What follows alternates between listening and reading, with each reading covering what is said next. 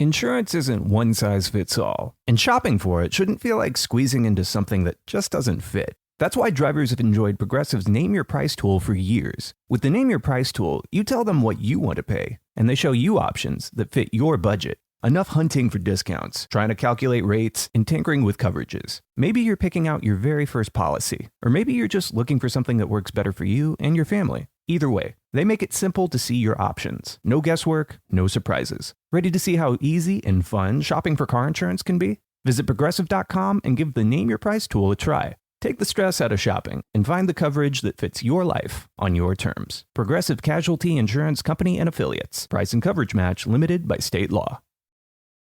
A year after the death of Kouri Richins, investigators received a copy of a book that had just been published. Towards the end of March 2023, did the Summit County Sheriff's Office receive an anonymous Amazon delivery of the book? Yes. Package showed up from Amazon with a copy of the book and also a little standard sticker that you can leave a personalized message on with a gift when you send something. Did detectives investigate who anonymously sent the book? Yes. A subpoena was sent to Amazon to request the information on who the sender was, and it came back as Lisa Darden. Lisa Darden was Eric's mother-in-law. She's Kouri Richins' mom. Did detectives investigate who wrote the book? Yes. Who wrote the book? Section 4143 and hearsay. Overruled. Go ahead. We found text messages in in Miss Richins' phone between her and a contact named Book Writing Lane, who is a book writer, publisher of some type, regarding them writing the book for her. Are they a ghostwriter? Yeah. The title of the book was Are You With Me? And it was a children's book, reportedly written by Kouri to help Kouri and Eric's 3 children deal with the loss of their father. Included with a copy of the book that was sent to investigators was a note that read, "There are 2 sides to every story. This is the true Kouri, a devoted wife and adoring mother. Thought you should know." But just 2 months later, after a year-long investigation, police arrested Kouri for the murder of her husband. In part 1, we went over the initial days of her trial, and today we're going to continue. This is Jillian in partnership with Law and Crime. You are listening to Court Junkie.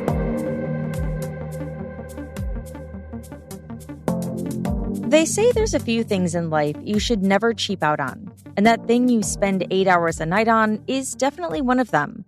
We recently decided to upgrade our mattress in our guest bedroom with a Casper mattress. And honestly, it's so good that any guests we have over might be sleeping better than us now. This podcast is sponsored by Casper. Casper makes reliable, high-quality mattresses designed to deliver consistent, comfortable sleep night after night. And they come very highly rated by Consumer Reports. Out of 99 mattresses, Casper's The One mattress was their top-rated all-foam mattress of 2026. Quite the feat. If you're in the market for a new mattress or an upgrade, head on over to Casper.com and save up to 30% on the mattress you deserve. Their mattresses are built to be durable and long-lasting.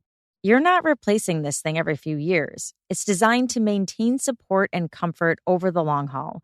And they have a 100-night risk-free trial, so you can actually try it before you're fully committed.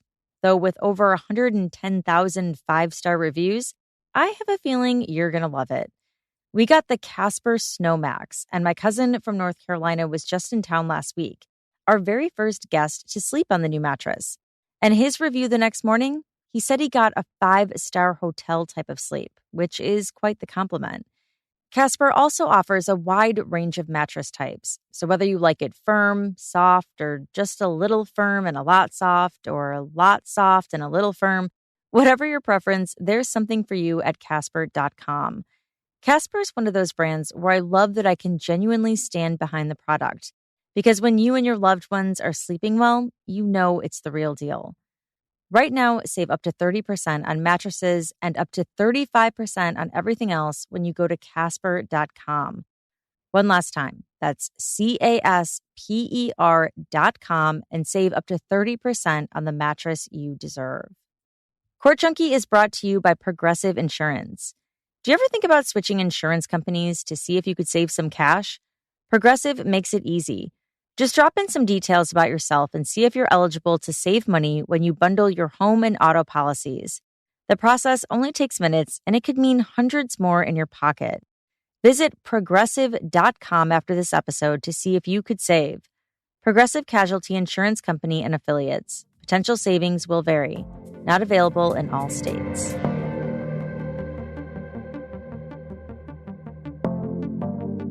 Carmen Lauber was the housekeeper for the Richins family.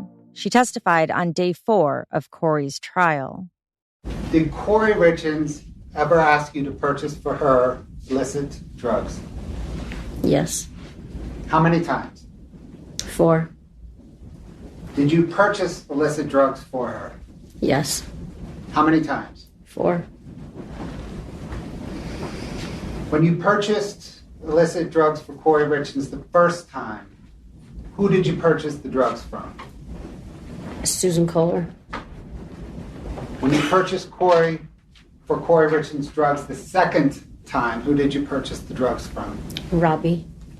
By Robbie, do you mean Robert Crozier? Yes. How about the third time? Robbie. The fourth time? Robbie.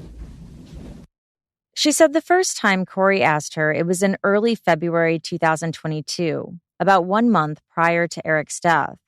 Kouri contacted Carmen and asked if Carmen could do her a favor. She asked if Carmen could get some pain meds for an investor that she knew. Carmen told her she would see what she could do.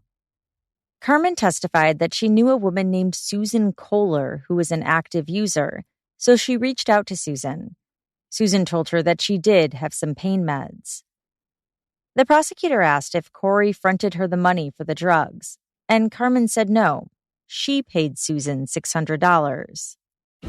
What drugs did you ask Susan Kohler? What type of drug did you ask Susan Kohler for on Kouri Richins' behalf? Just some kind of pain pillar, an opiate. Okay. And you gave Susan Kohler $600 of your money? Yes. What in return did Susan Kohler give you? A couple hours later, she returned back to my house with an envelope full of pills. Okay, what type of envelope? Just a mailing envelope. A normal letter? Just a white envelope, yeah. Okay. Did you look in the envelope? No. How did you know it was full of pills? Susan told me that's what was in there. Did you feel the envelope? Yeah. Did it feel like there were pills in Yeah, it? they were just little round pills.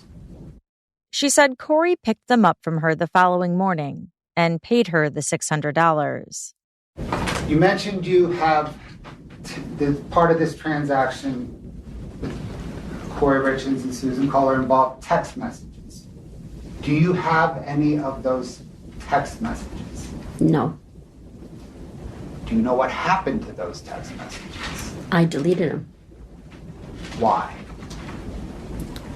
Because if I had lost my phone or anybody else got a hold of my phone or anybody in drug court wanted to see my phone, it was evidence that I was not following drug court rules. I was still involved with people that were using. It was evidence that you're dealing drugs, and right? participating in selling drugs. She purchased drugs again for Kouri. She said Kouri had texted her that the investor wanted something stronger. Carmen told her she would see what she could do.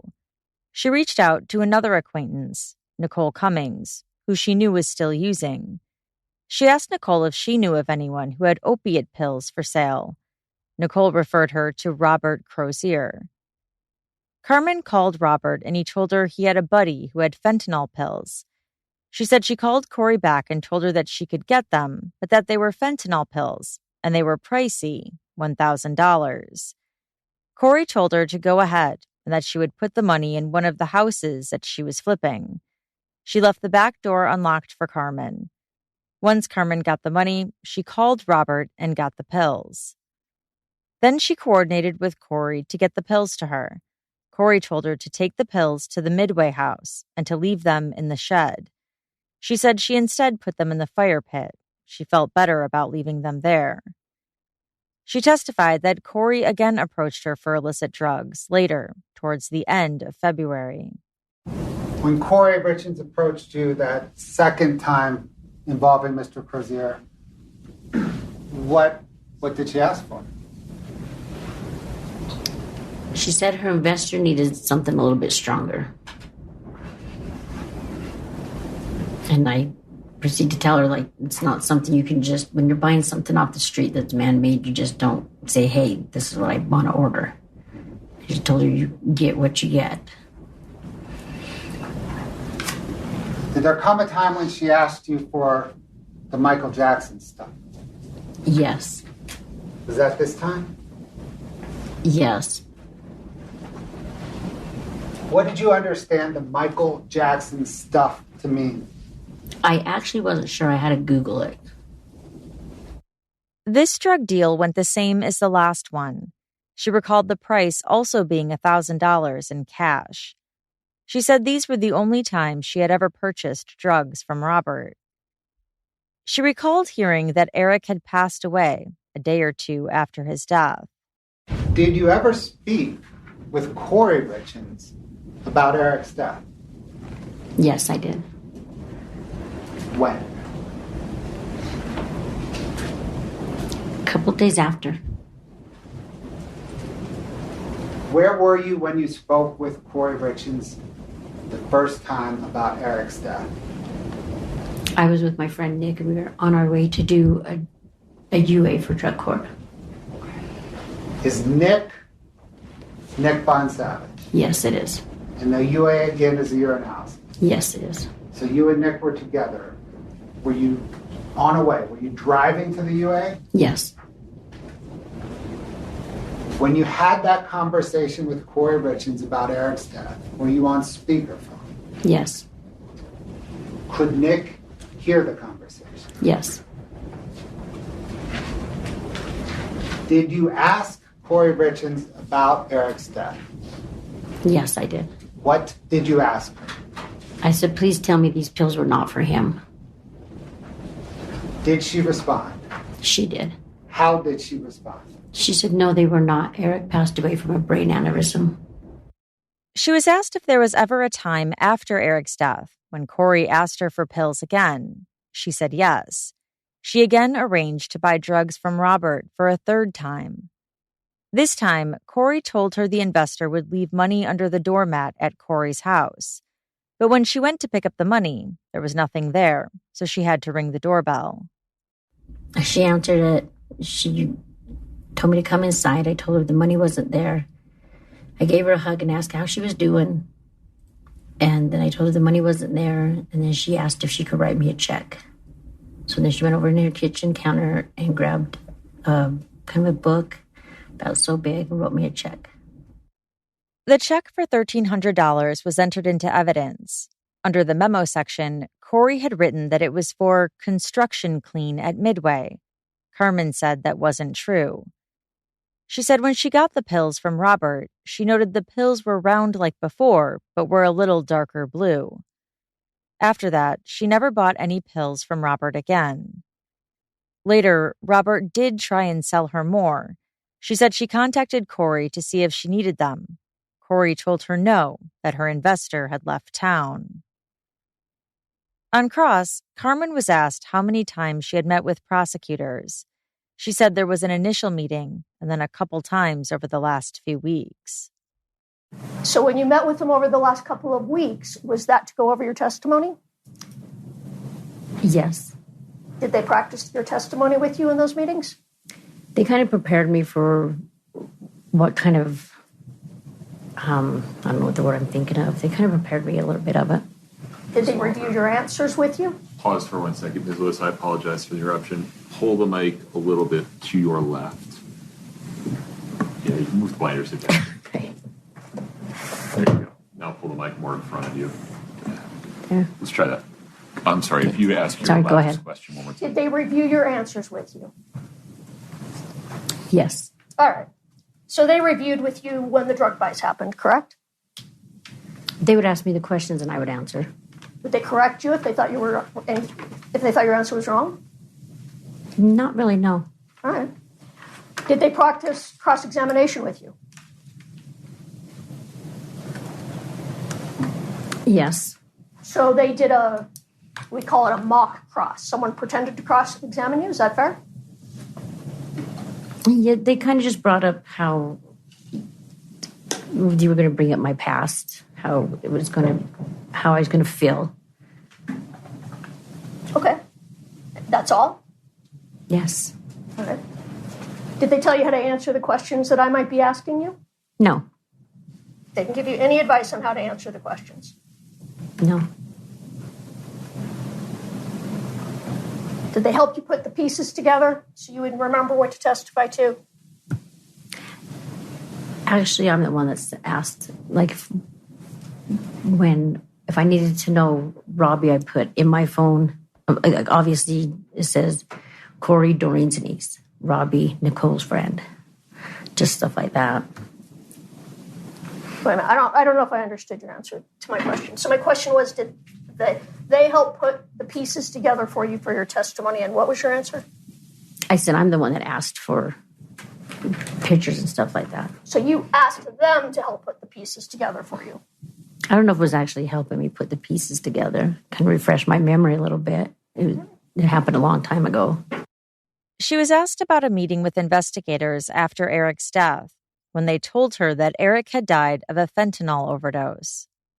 And that was the first time you'd heard that? True? From the officer, yes. Well, from anyone, that he died of an overdose. No. One of Doreen's workers were driving down the road. It was Nancy. She had yelled out the window. She's like, Eric died of an overdose. And that's when I had made the phone call to Kouri asking if, please tell me those weren't for him. Okay. You never told the officers that story, did you? Not till later, I don't think. Well, not in these 7 interviews, correct? Yeah, correct. All right.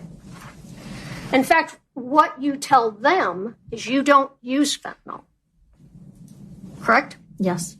And you tell them meth, heroin, maybe a few oxys here and there, but I literally never dealt with fentanyl. Correct.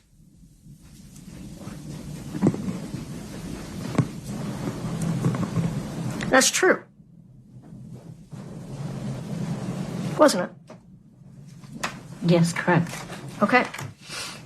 One reason you didn't deal in fentanyl is you had a daughter who had some problems with fentanyl. I had a couple of daughters. You have a daughter. I'm sorry. Not past tense. You still have your daughter. She is doing great.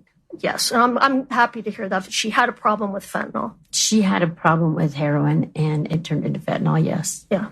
And did you tell them she overdosed? I know she survived, but she overdosed, right? My daughter has overdosed a couple of times. All right. So fentanyl scared you? Absolutely. All right. She conceded that she told the police that she had been using drugs since she was in 6th grade and that her memory isn't good. She also agreed that she didn't make money on the first deal she did for Kouri, that it was just $600 to the dealer and $600 from Kouri. The defense introduced the video of Carmen's interview with detectives. One of the detectives tells her that they want to make a deal with her and tells her to give up the details that ensure Kouri gets convicted of murder. Let me just identify a couple of people here. The first person speaking to you, telling you that, first he says, I talked to McKay. McKay is the prosecutor in Wasatch County Drug Court, right? Correct. McKay King. Yes, correct. All right. And that in talking to McKay King, you may be getting 7 years in prison on your state case. Correct. But if you help him out, that's not going to happen. Correct. And by helping him out, that means you need to give us the details that will ensure that Kouri gets convicted, correct? Correct. And you are willing to do whatever it takes to save yourself from getting kicked out of drug court and going to prison, correct? I'm willing to go forward with the truth, yes. And you tell them, I'll do whatever it takes. Yes. She was asked if Kouri ever specifically asked her for fentanyl. No, not correct. I mean, yes. Wait, you're confused. Can you answer the question again? Kouri never asked you for fentanyl, true? I had told her that that's what Robbie had, and she said, okay, go ahead and get it. Let me ask the question again. Kouri never asked you for fentanyl, true? Yes. All right. And you bought prescription Oxycontin from Susan Kohler, correct? Correct. You got light green pills from Crozier sometime in February of 2022, correct? Correct. And then you went back and said, give me more of the same, correct? Correct. And the last time you went back was after Eric Richins died, correct? I'm not sure. Well, the last purchase was May 9th of 2020, March 9th of 2022, correct? Correct. After, and you know Eric died on March 4th, correct? It was March 5th he passed away? Well, I think it was March 4th, but either way, Sure, the pills were after he passed away, Correct. correct? All right. And again, a year after the fact, you said numerous times, I bought pills for Mr. Crozier twice, correct? Correct. Now you're saying 3 times, 4 years later, correct? Correct. Because that's been told to you because of some data you saw, correct? Yes, correct. But you don't remember that. No, I don't know. Okay. So after you said you were willing to cooperate, and they said you were getting a big jail get out of free card, you got your big jail get out of free card so far, right? Correct. Because you have not been in jail for the past 3 years. Correct. And you haven't had to go to drug court anymore, correct? Correct. And all you do is wait to see how your testimony goes to find out what happens, correct? Correct. You're not being drug tested, correct? Correct. Even though you're on probation, correct? Correct. And your probation consists of, in the morning, you say hi to Detective Maynard, and he says, lobber. We just text back and forth. If I'm leaving town, I tell him I'm leaving town. If I'm here, you know. Okay, so you tell him if you're leaving town. Are you? I still keep tabs. He still keeps tabs on me no matter where I'm at. He has my work schedule. He has everything. He does have your work schedule. Yes. And you've been allowed to move to Las Vegas, correct? Yes. So because of your cooperation, you got out of going to drug court, correct? Correct. You got your probation transferred to Summit County with Detective Maynard, correct? Correct. You got to stop your drug testing, correct? Correct. You got to move to Vegas, correct? Correct. But I'm not living in Vegas. I'm living here. You're here right now. Judge maybe approved me to move to Vegas, but I'm still here in Utah. You haven't moved to Vegas yet? No. Okay. You've been allowed to go to Vegas numerous times to visit, though, right? Correct. All right. And you haven't done any time for any of the crimes that you committed, correct? Correct. I was incarcerated. I stayed in jail for 23 days. Well, That's it. 23 days when you were arrested in April of 2023. Yes. And it was during that time period you were in jail because you were getting your story together with Detectives Maynard and Detective O'Driscoll. Yes. Okay. And the pills that you bought from Mr. Crozier, you don't know what those pills were, correct? He had told me that he had fentanyl. You didn't look at the pills, correct? No, I didn't sit there and play with them. No. You didn't know what they were, correct? Correct. You didn't have them tested. No. Okay. You didn't take any, you said, No. correct? Correct. You did or you did not sell them to anyone else? I did not sell them to anyone else. Okay. You don't know what happened to those pills, correct? I don't know who picked them up, but that's what you're asking. Right. You don't know who took those pills, correct? Correct. And you have, sitting here today, absolutely no information about what happened to Eric Richins other than that what you were told that he died of a fentanyl overdose. Correct. And you have no idea what happened the night that Eric Richins died. I do not. And you have no knowledge if Ms. Richins killed Eric Richins. I do not. Robert Crozier also took the stand in Kouri's trial. He's the street drug dealer from whom Carmen testified she had purchased the pills. Do you recall whether they asked you if Carmen asked for blues specifically or fentanyl specifically?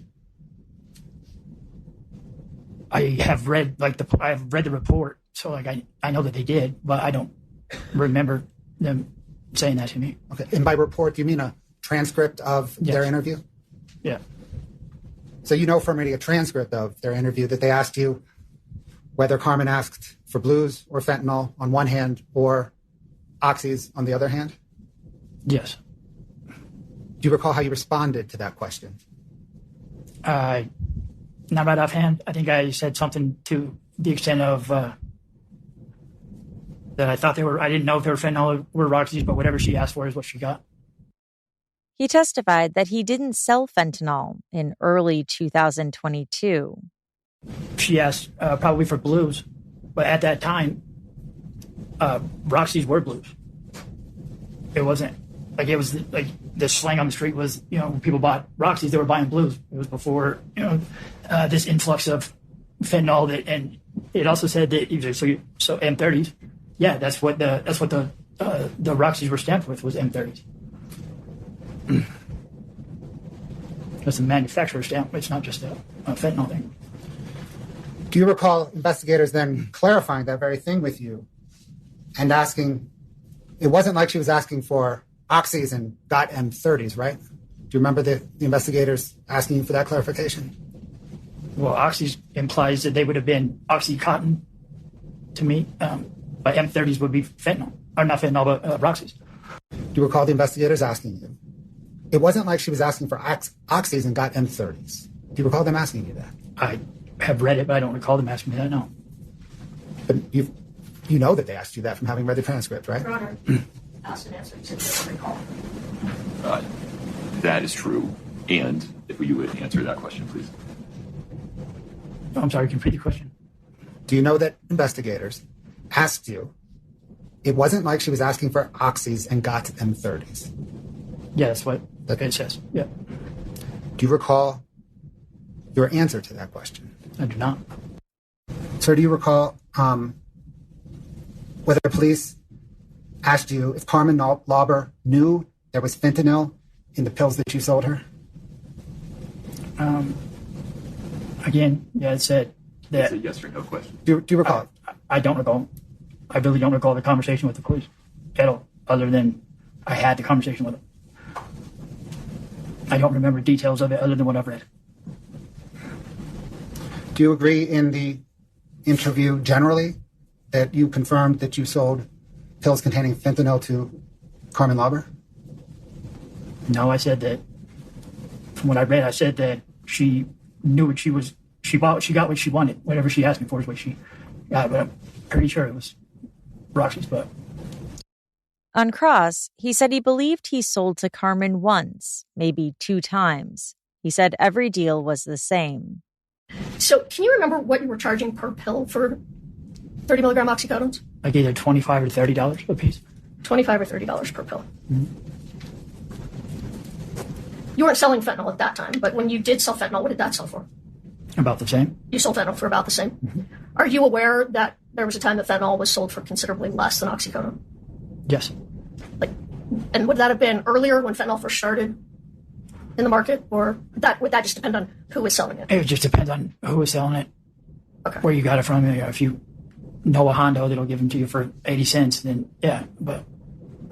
All right, that's fair. So do you recall, let me back up. So you said that when you sold her, the time that you clearly remember the first time she was sitting in a car, was anybody with Ms. Lauber? I don't remember. You don't remember there being anyone, or you just don't know? I just don't know. Like, if there was some, or if she was by herself, I don't know. Okay. And then do you recall saying that there was a time you sold to her when a man came with her? Yes, I do. So that would have been the second time that we talked about earlier, correct? Not sure. It could have been the first time, but probably. Yeah, okay. If there was twice, why not? Okay. All right. So, if Ms. Carmen Lauber testified that you told her, these are fentanyl pills, I'm selling you fentanyl pills, would that be true? I mean, if I said it to her, then it would be true. But I don't know that I said that to her. Well, were you selling her fentanyl pills? I don't believe so, no. Kouri's attorney asked him why he remembers that he was selling oxycodone and not fentanyl in 2022. Because everybody was scared of fentanyl in early 2022 and in 21. You know, it was all over the news and people were dying and it was kind of hard to get and people were scared of getting it.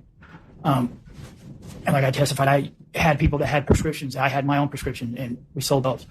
When you said you had prescription and you knew people that had prescriptions, are you talking about oxycodone? Yes. He said when he did start selling fentanyl in late 2022, they were almost purple, very distinctive, not blue or green. He was asked if anyone had ever asked him for the Michael Jackson stuff. He said no. Kouri's friend, Anna Isabel, knew Kouri from high school.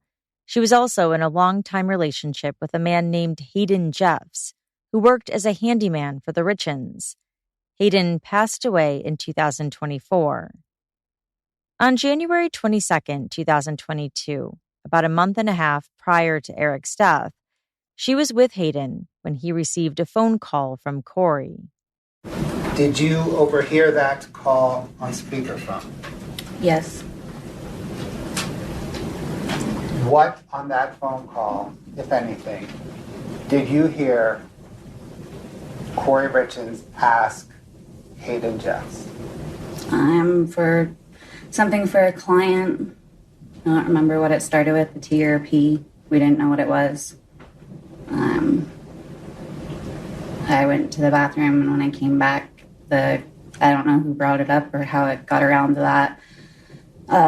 Hayden was just saying, fuck that client. Fentanyl? What? Fuck that. Fuck that. Your Honor, hearsay.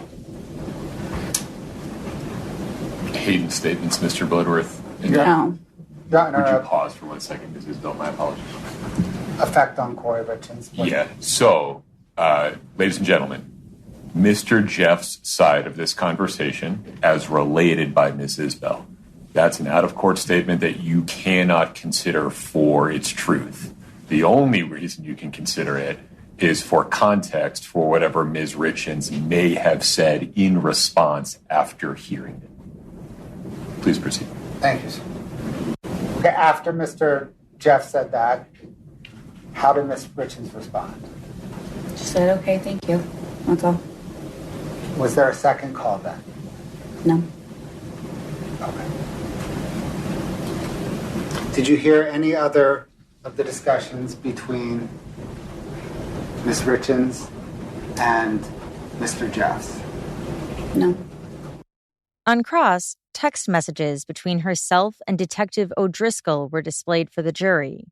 One read, "So make your life easier and answer our calls so we can prep you on what you will be asked.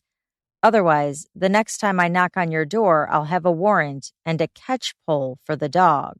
First of all, what was your reaction when he sent you these text messages?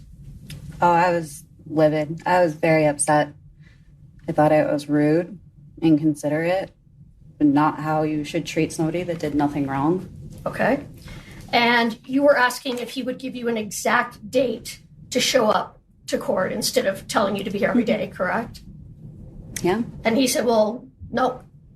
Yeah. You'd be here every day, correct? Mm-hmm. And that's because you didn't want to come in and be prepped, correct? I didn't want to speak to them at all. All right. But you never refused to come in and testify because you were legally obligated to do so. Is that fair? I never refused. All right. Now, he said that next time I knock on your door, I'll be there with a warrant and a pole for the dog. Mm-hmm. So he threatened to arrest you if he had to come back to try and talk to you. Yes. And he said the next time. He'd been to your home before? Yeah. Did your dog attempt to attack O'Driscoll when he was at your home before? No. Is your dog a vicious dog? He's a big dog. He's very protective, especially after Hayden's passed. He was behind a fence that you aren't supposed to open unless somebody that knows him is there. Did he attempt to bite Detective O'Driscoll? Absolutely not. Did he touch Detective O'Driscoll? I don't think he's ever seen my dog. Maybe through the fence. Through the fence. So you didn't sick your dog on Detective O'Driscoll? Never.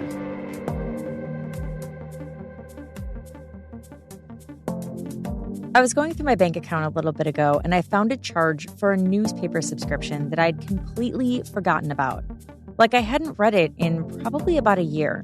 And it was just quietly pulling money out of my account every single month. And honestly, that made me wonder what else I was paying for that I had no idea about. I'm at this point of my life right now where my days are packed with kids' sports and school activities, and I just feel like I don't have time to manually audit every single transaction. So I needed something to just do it for me. That's why I love Rocket Money. It tracks all of my subscriptions and can cancel the ones I don't want anymore, right in the app in just a few taps.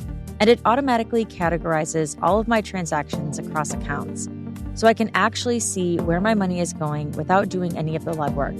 You can set budgets, get personalized insights, and receive real-time alerts for things like upcoming bills or low balances, which, as someone who juggles a lot, is a game changer. Users who create a financial goal with Rocket Money save over $70 on average within the first 30 days. Rocket Money is a personal finance app that helps find and cancel unwanted subscriptions, monitors your spending, and helps lower your bills so you can grow your savings. Let Rocket Money help you reach your financial goals faster. Join at rocketmoney.com/court. That's rocketmoney.com/court. Chasing two kids around while trying to function like a human adult can be draining. I could always use more sustainable energy, not the caffeine kind that has me crashing by 2 p.m., but like actual steady energy throughout the day. So when I heard about Metabolism Ignite, I was curious. This episode is sponsored by Veracity. Veracity is an all-natural approach to reducing cravings, getting energized, and sharpening focus. And their whole thing is tackling what they believe is the root cause of so many of these issues: metabolism. Their solutions are drug-free, clinically studied, and doctor-formulated. Here's the piece that actually got my attention: blood sugar. Because when your blood sugar spikes and crashes, everything suffers: your energy, your mood, your cravings. Veracity's Metabolism Ignite is designed to help your body process glucose more efficiently and improve insulin sensitivity. So the idea is you get stable, steady energy throughout the day, no crashes, no cravings. It's sold out 10 times, which tells you something. And what I really appreciate is that they say there are 0 side effects and no allergens, which honestly, as someone who reads every label, that matters to me. So what's in it? Lemon verbena and hibiscus extracts, green coffee bean extract, and magnesium. The thinking is that these ingredients work at the mitochondrial level, your cell's actual powerhouses, so they start functioning the way they're supposed to. No jitters, no crashes, just steady, sustainable energy, whether you're in back-to-back meetings or chasing your kids around. I love when something is scientifically minded but doesn't come with a warning label that makes me panic. And just 2 capsules every morning. Sticking with Metabolism Ignite couldn't be easier. So before Metabolism Ignite sells out again, control your cravings and boost your energy the natural way. Head to veracityhealth.co and use the code COURT for up to 65% off your order. Once again, that's VERACITY health.co for up to 65% off. And make sure you use my promo code COURT so they know I sent you. Dr. Kouri Richins is the chief medical examiner who oversaw Dr. Ulmer's work. As you'll recall from part 1, Dr. Ulmer was the one who performed Kouri Richins' autopsy. Dr. Richins said he was involved in the decision to certify Eric's death as undetermined. After Dr. Ulmer retired in January 2023, he received a call from Kouri Richins, who wanted to ask him some questions about Eric's toxicology report. The 9-minute call was played for the jury. In this clip, Kouri asks what the fentanyl found in Eric's system was. Third one, the acetyl? I don't know how you say that. Acetylfentanyl. Oh. Yeah, that's just it's a form of, it's a variant of fentanyl that is usually only present in the setting of illicitly manufactured fentanyl. Illicit manufactured, like a pharmacy? No. Most fentanyl that we see that, ends up leading people to die these days is related to, fentanyl that's manufactured by drug cartels as opposed to by pharmaceutical companies. Oh, good Lord. So this is like more of like a cartel. No, I mean, that's not what it is. You call this street fentanyl as opposed to, prescription. Fentanyl. Okay, I see. And then is the ethanol, is that alcohol? That's alcohol. Mm-hmm. Okay, and is that like the 279? Is that kind of like a substantial amount, or is that like one drink? Is that 5 drinks? You can't tell how much it is, and in this case, since this testing was sent, quite a long time after the original autopsy, most likely that's related to, postmortem change, but it could be stuff that he drank. There's not really a way to sort that out. It could be related to decomposition of the stomach contents, or it could be related to stuff he drank. But either way, in the stomach contents, there's no way to know what that level means in terms of, if that was a blood level, that would be the same as a 0.28, which would be, that person would be pretty substantially intoxicated. But because it's gastric contents, I mean, you could in theory pull something out and it would be, 100% ethanol, if, depending on if they just drank a stomach full of, if they just drank a bunch of Everclear or something else. Mm-hmm. So it doesn't really tell you much about how much they drank or what they drank or anything like that. I gotcha. When it's in the stomach. And it's not present in his blood, so. I gotcha. Okay. So it's not present in the blood, just the gastric or whatever. Right. Okay. Yep. And then just the last one. What is quetiapine? Quetiapine? Quetiapine is an antipsychotic medication. It's called Seroquel. Okay. Gotcha. It's a prescription mental health medication that's prescribed for different things. I gotcha. Okay. And it has like 16,000?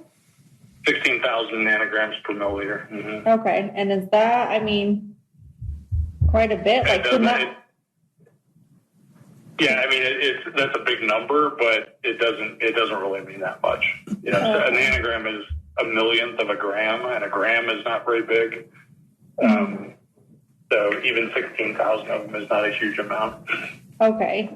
Is there could those have been mixed, or is that not kind of a... What's that? Could what be mixed? Quetiapine and the fentanyl?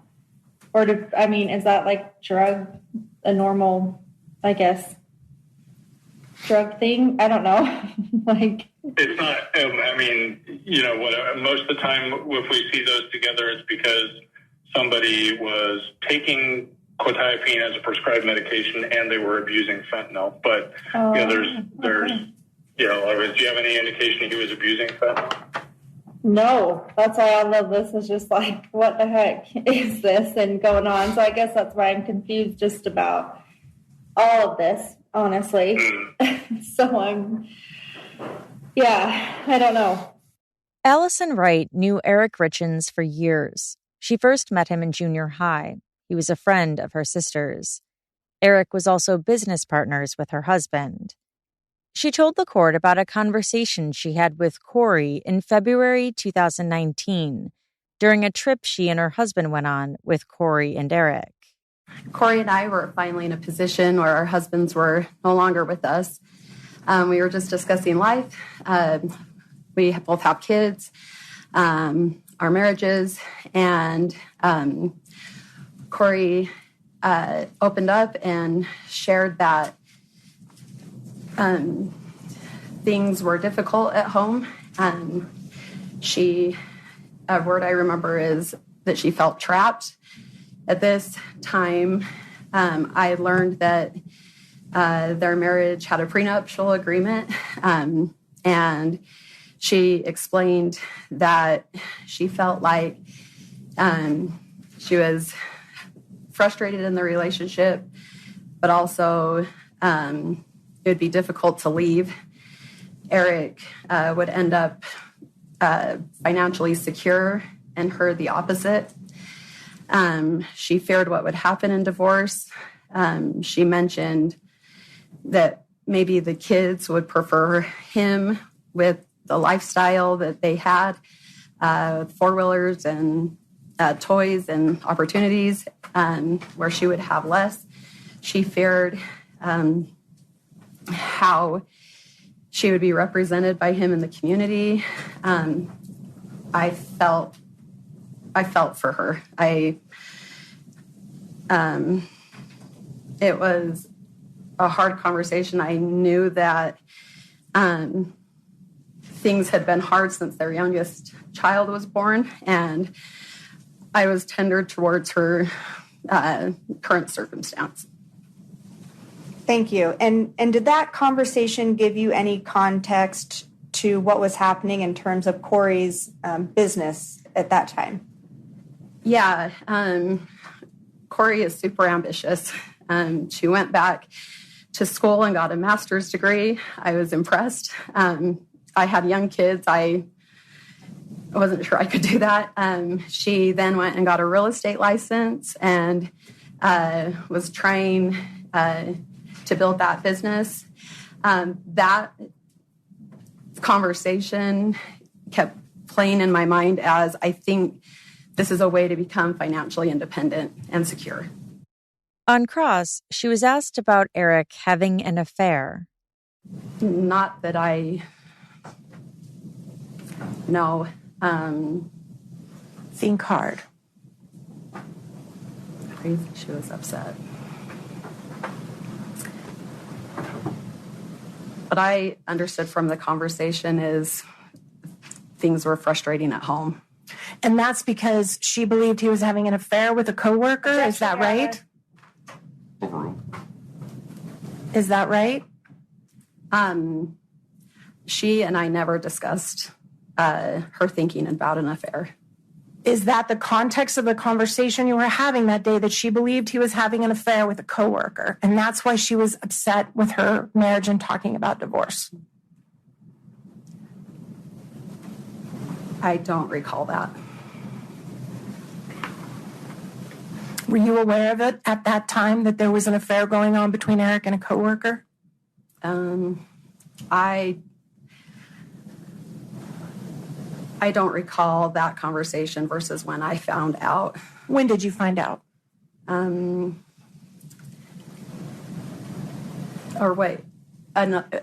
sorry, will you repeat that question? When did you find out that Eric was having an affair with a woman that worked with him? These are facts not in evidence. Assumes facts not in evidence. Foundation. You got to lay a foundation for this. I'm not sure this witness knows anything about it. Why don't you ask her? You just testified that when you found out, you weren't sure if it was during this conversation. So when did you find out? That's not accurate. You have to ask it open-ended. Okay. When did you find out? Was it any time near this conversation? Will you repeat that question with more detail? When did you find out that Eric was supposedly having an affair with another woman in context to this conversation? Before, after, during? I'm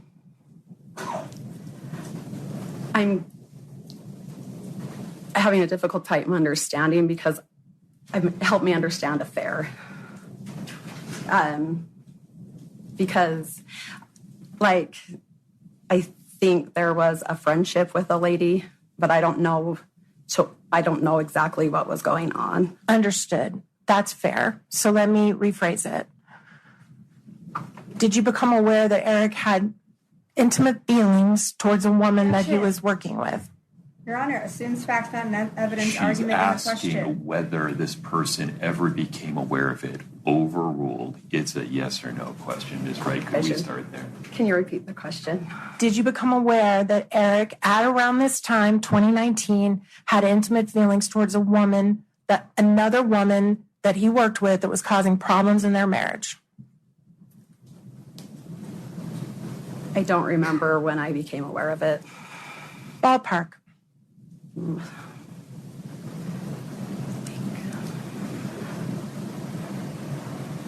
I'm sorry.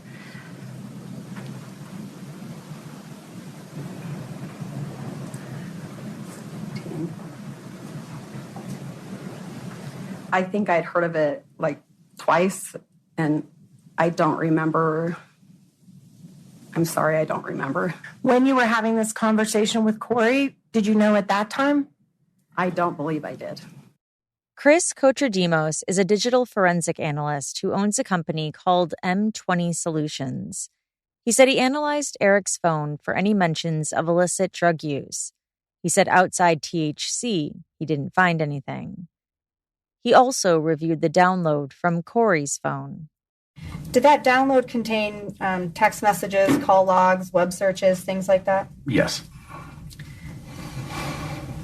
In addition to that, were you also able to view what we were calling activity data or device sensor data for that phone? Yes. When you did the analysis for that white iPhone, was there evidence of deletions? Yes. Was there evidence of text message deletions? Yes. Evidence of call log deletions? Yes. Describe what time frame you were able to recognize those deletions happening. The time frame essentially for that device is mid-March. So specifically as it relates to some of the other items I looked at related to this case, we're looking basically January 1st through middle of March 2022.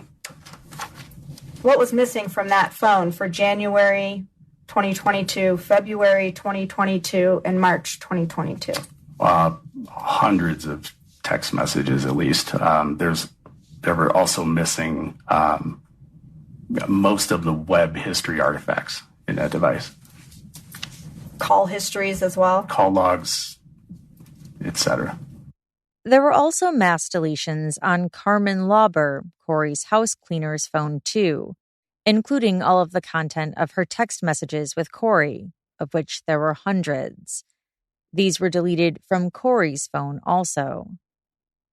A cell tower map was displayed for the jury for Kouri's and Carmen's phones, along with a timeline of their messages and calls from February 11th, 2022. Carmen's phone lined up with the 3 meetups with Robert Crozier, the street drug dealer that she testified about. The 3 dates were February 11th, February 26th, and March 9th.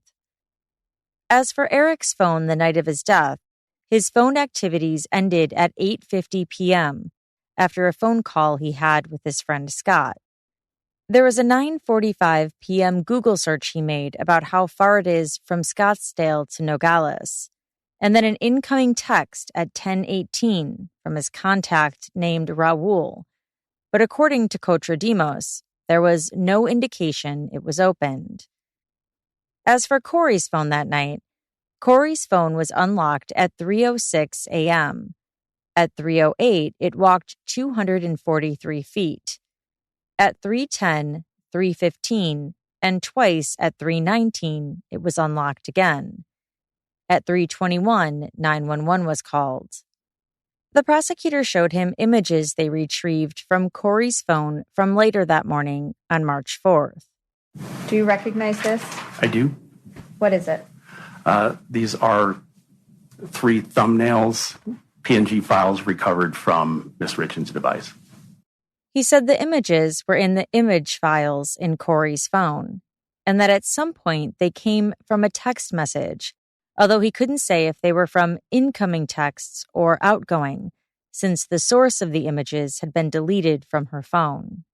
These 3 PNG files are what we call ghost or orphaned images. When an image is, like when a text is built and you add images to it, or when you receive images and you click those, it creates a print of it, like basically a thumbnail of it. Now, if you send that text or receive that text, and then you delete it from your system, and then the database overwrites it because of time has passed and there's no more room in that file, you'll never know the source of that text, whether it was incoming or outgoing, who sent it, that type of thing. All you're going to see is the remnant of that. And that's what these are, the small PNG files. The first image was of the character Harry from the movie Dumb and Dumber. Harry is dressed in a robe on a bed, rubbing his eyes with money. The second image is of the actor Kevin Spacey from the TV show House of Cards, with the text, "Idiots, idiots everywhere." And the third image was of Donald Trump, with the text, "I'm really rich."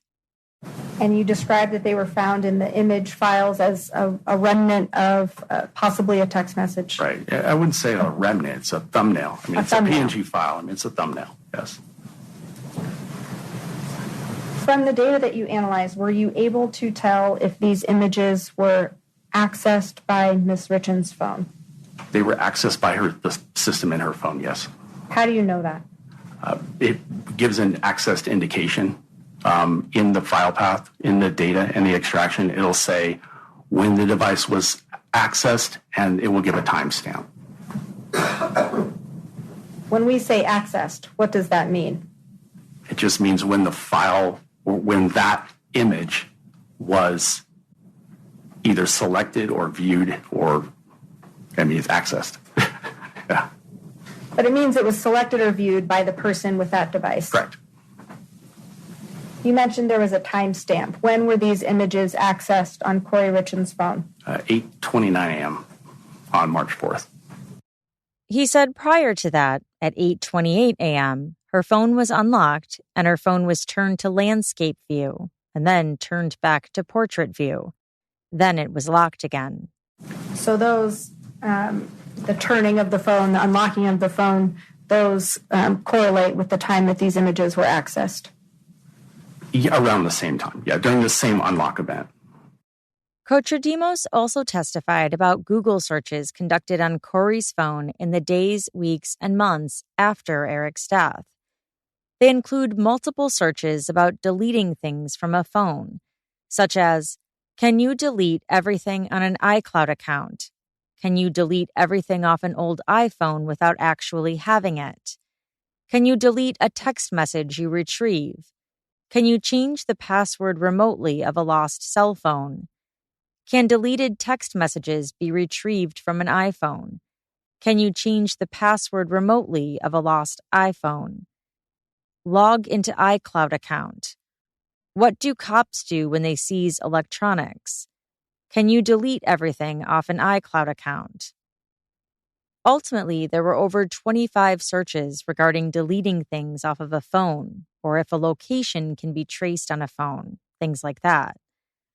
Other searches were about investigations, such as, can cops force you to do a lie detector test? What happens if you're detained but never got read Miranda rights? What is white-collar crime? Why would the FBI be involved? Others included searches about drug overdoses and medical examiners, like, if someone is poisoned, what does it go down in the death certificate as? What is presump positive for naloxone? Is naloxone similar to heroin? What is presump positive? Can you overdose on naltrexone? What prescription is used to stop alcoholics? What is considered non-natural manner of death? Who determines cause of death on death certificate? Can the cause of death be changed on a death certificate? What is a lethal dose of fentanyl? Can a manner of death be changed on a death certificate? What happens if you give Narcan to someone who doesn't need it? Other searches were about the court system and prisons, like Women Utah Prison, Summit County District Attorney, Summit County District Court. What are you allowed inside Utah jails? Federal Correctional Institution in Dublin, California. Luxury prisons for the rich in America. And other searches were about life insurance policies and payouts, like, can a mutual policy on life insurance cause of death? Will life insurance pay if death certificate says pending? Death certificate says pending, will life insurance still pay? How long does life insurance companies take to pay? On cross, Kouri's attorney, Alex Ramos, pointed out that there were 39 images from Kouri's phone on March 4th. Regarding some of those web searches, Ramos asked, are you familiar with a certain Real Housewife in Salt Lake City? Recently? Yeah. In yes. April 2022? Oh, no. Okay. Are you aware of somebody maybe being sentenced around that time? No. Okay. And now that would provide context to you, correct? I could. Yeah. Because right now, just as we see the searches, we don't know why that would be a search, correct? I don't know content or can't speculate on anything like that. You can't speculate? No. You shouldn't speculate? No.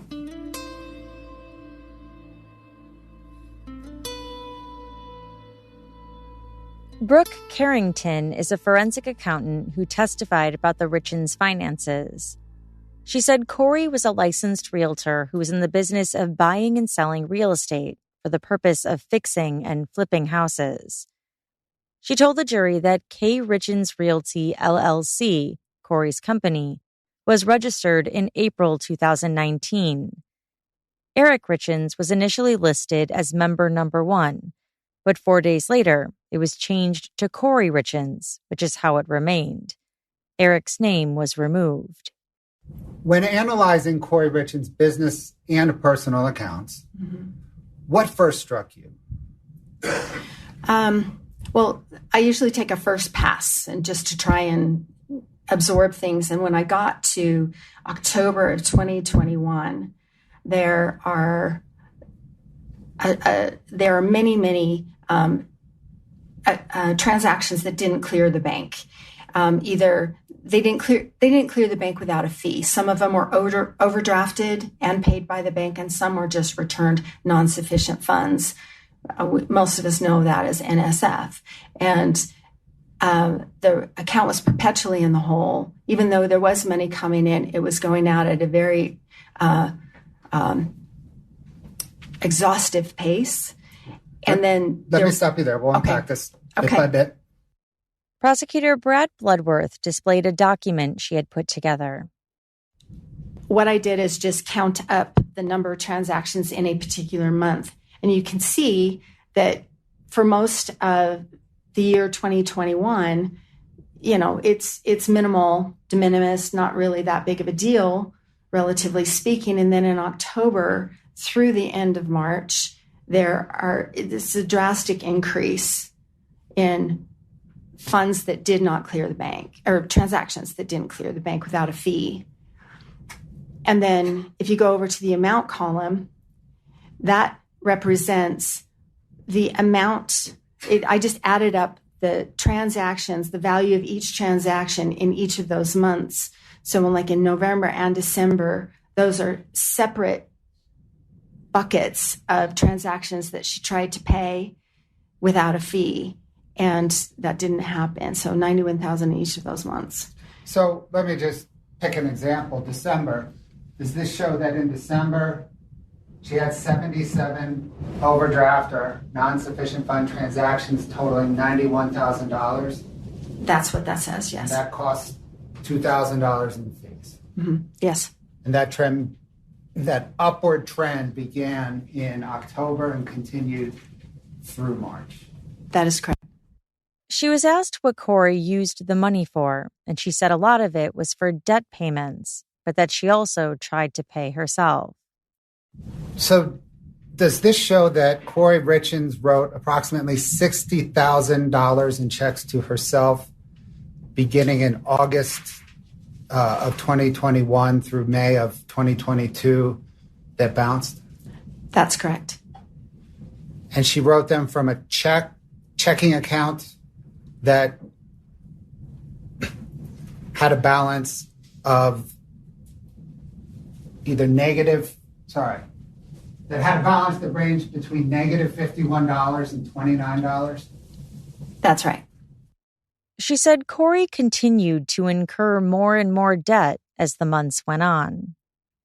Ma'am, do you recognize that? I do. Did you prepare it? I did. What material did you review to prepare it? So this was a combination of the bank account statements, the loan documents for the accounts receivable payday loans, the credit card accounts, her lines of credit at different banks, and the home equity line of credit. Your Honor, the state moves to admit 5-113 Delta. No objection. Ma'am, what does this depict? So in that same time period as before, starting in January of 2021 through March of 2022, the total debt she owed on real properties, the credit accounts, the credit cards and her lines of credit, and the account receivable loans, the payday loans that we've talked about. Does this show that on March of 2022, she owed $7.5 million and was paying approximately $80,000 a month towards that debt? That is what that shows, yes. Carrington told the jury that when Eric died, Kouri was in financial distress, was going to continue to get worse, and that her business was imploding. LaShonda Rogers is a life insurance agent.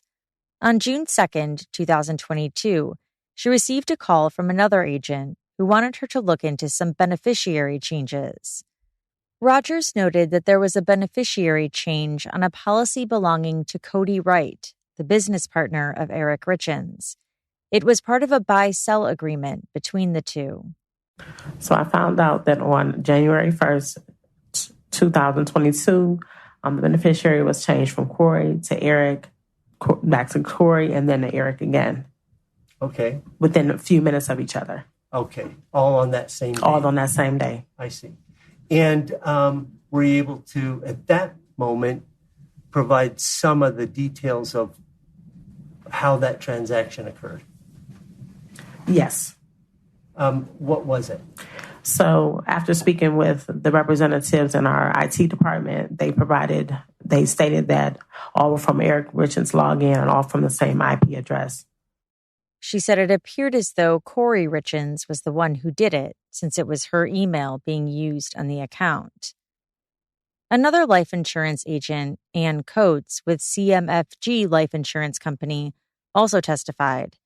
She told the court that Kouri had called numerous times in June 2022 after Eric's death, asking about payments from policies.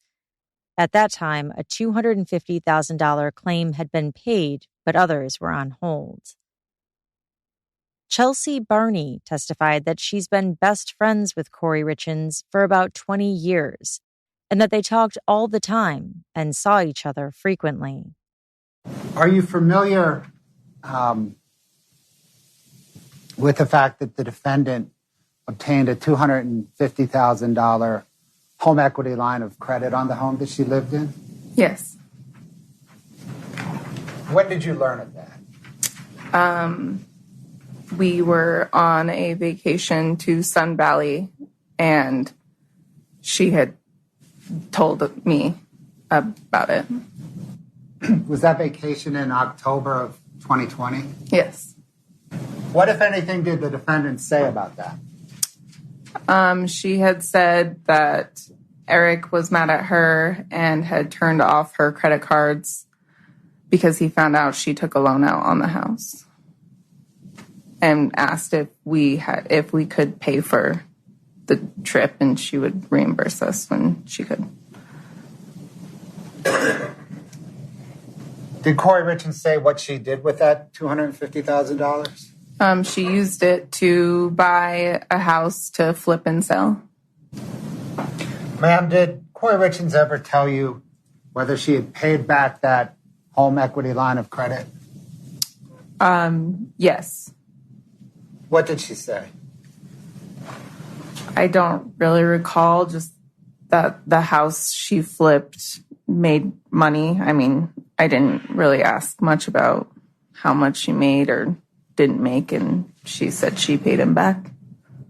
Her text messages with Kouri were shown to the jury, where Kouri talks about how mad Eric was at her for that. Chelsea was asked if she knew Kouri or Eric to use drugs or take pain pills, and she said no. She said on the morning of Eric's death, she got a call from Kouri's mom, and so she went over to Kouri and Eric's house. Kouri told her the same thing she had told the police, that she went into her son's bedroom, and when she came back, Eric was cold. Were you present in November of 2022 when Kouri Richins had a phone call with her attorneys about the night of Eric Richins' death? I don't recall. Were you present for a phone call that Kouri had in November 22 where she said that Eric was on the phone with people in Mexico about hunting when she went into Ashton's bedroom? Yes, I was. Is that what she said? Yes. And is that about the right time period, November of 2022? I honestly can't remember the month, but I remember that being there in that conversation. On March 15th, 2022, 11 days after Eric's death, Kouri texted her, "I just tried, Chell, so fucking hard to save him. His lifeless body on my bedroom floor. His eyes, his yellow body. Cold. It was so cold. I pumped so damn hard on so hard, screaming at him to come back to life, that I needed him. He was gone, Chels. Just fucking gone. He never even gave me a sign he needed fucking help. I would have woken up. I could have helped him. This is so fucked, yo." Ma'am, were you present at the Richins residence 2 days after Eric's death, March the 6th, or on March the 6th, 2022? Yes, I was. And did there come a time when Kouri Richins was very upset and you went to console her. Yes. Why was she upset? She got in an argument with her sister-in-law. And what was the argument over? She was trying to get into Eric Richins' safe to get the will out. And did the argument also involve the home? Yes. What portion of the argument involved the home? The sister-in-law had told Kouri that the house was no longer hers and it belonged to the other sister because she was in charge of everything. How did Kouri Richins react to learning that? She was very upset. How upset? Crying. I mean, pretty upset. Yeah. Did she collapse? Yeah. Was she hysterical? Yeah. Did she say why she was so upset? She just said she couldn't believe this was all happening. Did she seem surprised to you that the house was no longer under her control? Yes. Chelsea testified that she purchased a house from Kouri and that she lived there with her husband and 4 kids. Ma'am, when you say you bought it from Kouri, what do you mean? We were in a situation of needing a place to live, and Kouri was buying this house to flip it and sell it, and she offered to sell it to me. Did you accept that offer? Yes. What was the arrangement? Just, it went back and forth for a year on what would work out. And it came down to I would sign the deed of the house, and the house was mine.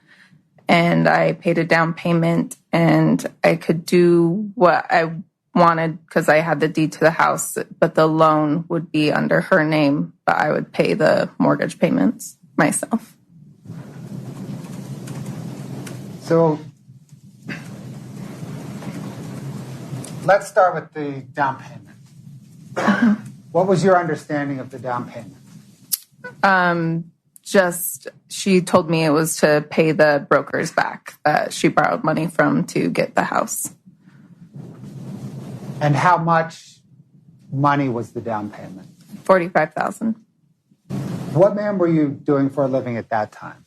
I was a manager up at Soldier Hollow Grill. And did you work in part for tips? Yes. And did you have savings from your tip money to pay the $45,000 down payment? Yes.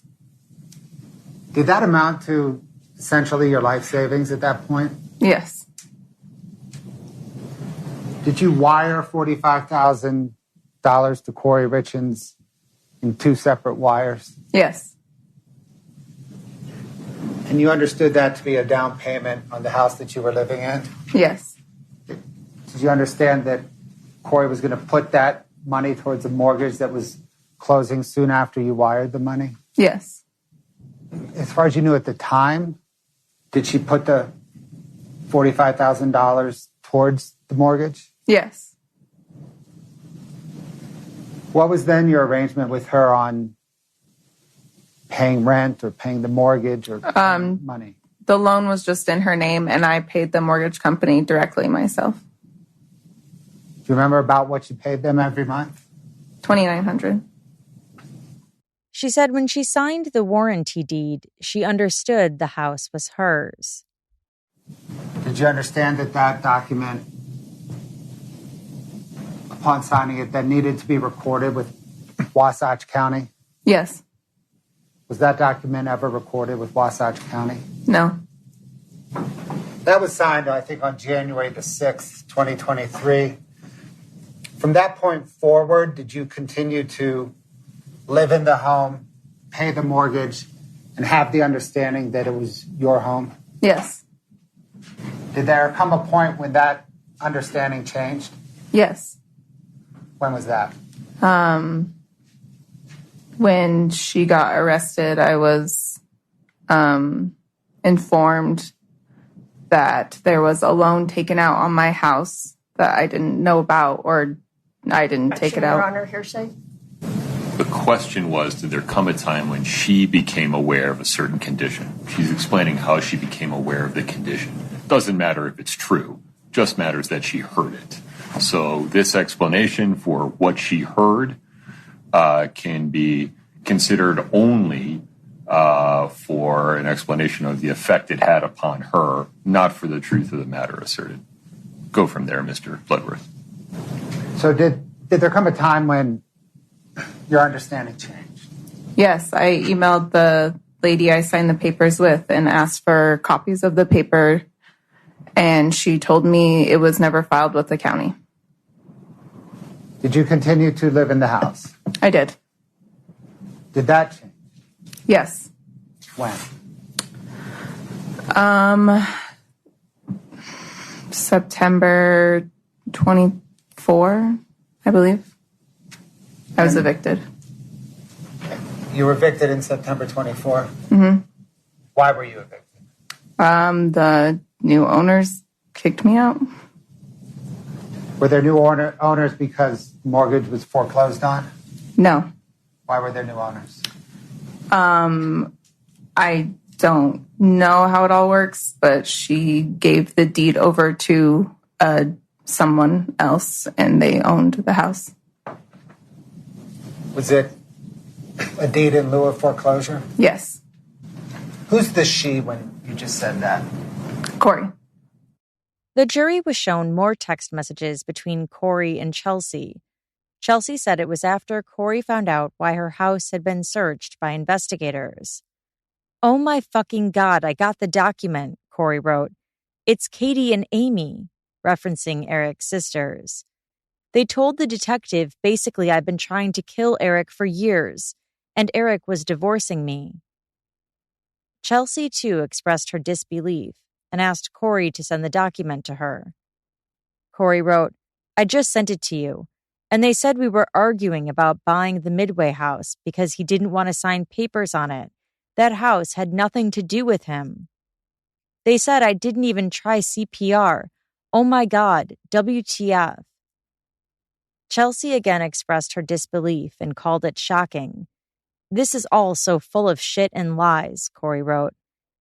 "No, they are saying we were arguing about us buying the Midway house the day Eric died, so I had something to do with this." Kouri told Chelsea that Eric had nothing to do with the Midway house and that they never fought about it. "They are so fucking stupid and have no idea about anything," she wrote. Chelsea said how she doesn't understand why Kouri would kill Eric over the Midway house and how that doesn't make any sense since they were just having a toast to the signing of the Midway house. "I would completely cut ties with that family now," Chelsea wrote. "They are all fucked up." Kouri then wrote, "And Valentine's Day, are they serious? Oh my God." Chelsea asked what they said about Valentine's Day, saying she hadn't read the document yet.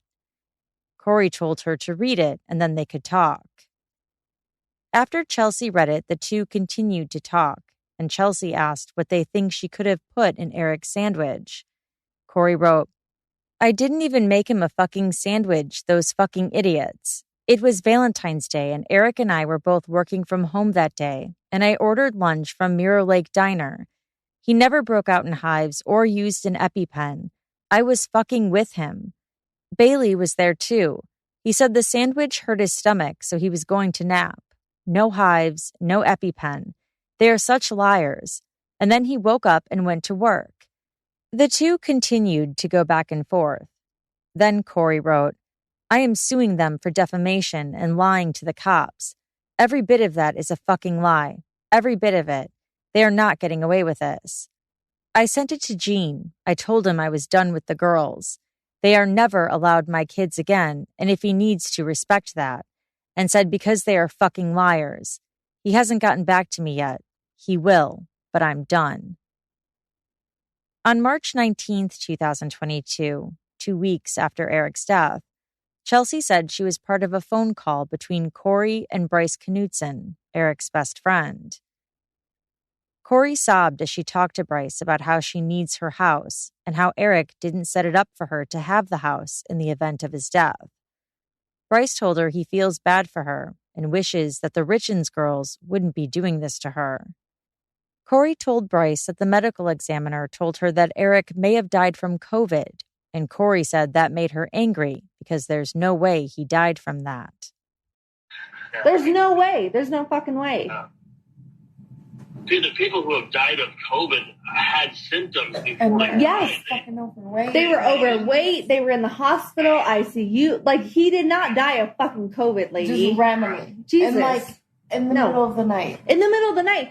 Like, I would have heard him get up, have a hard time breathing. Bryce, when I found him, he was in the exact same position as he was when he fell asleep. When I rolled over, when I got in bed with him at 3 a.m., like, he was in the same position as he was when I went to bed with him. Like, no, I don't buy it. Mm-mm. Like, keep testing. That's not it. And if she puts him down as fucking COVID, I will, Jesus Christ, I will flip fucking shit. It's not COVID. Yeah. No. And so I was like, nope, I'll call you back in 2 weeks when you have some more results back, because that's not it. I was like, that guy was in better shape than anybody you could ever imagine. Like, he didn't drink like we did? He didn't drink. No, he didn't drink. He didn't smoke. I was like, literally, I trained for a half marathon for 6 months. He woke up that morning and decided he was going to run a half marathon and still beat me by 40 minutes. Fucking hate that you do that shit. Yes. It was so annoying. I was fucking pissed, but he still did it. Like, he had better lungs than anybody you would ever. No, it's not his lungs. I don't buy it. And that's all for this episode. Next time, the conclusion of this trial, featuring the man with whom Kouri was having an affair. She asked me, go ahead. I'll let you ask. I know you. Sure. But did she ask you a question about killing? She did. Ask me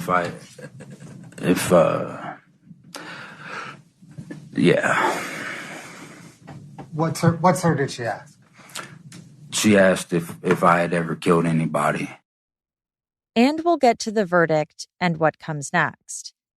Thanks again for listening. Until next time. At first, I didn't think it was real.